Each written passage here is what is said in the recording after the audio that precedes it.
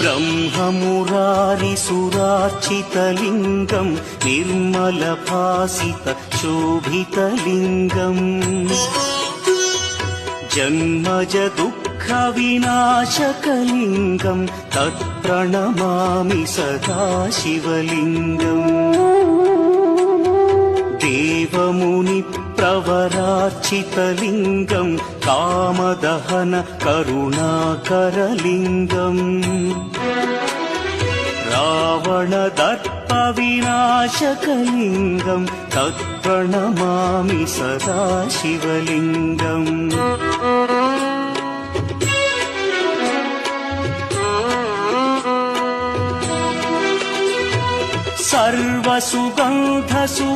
सर्वसुगन्धसुलेपितलिङ्गं बुद्धिविवर्धनकारणलिङ्गं सिद्धसुरासुर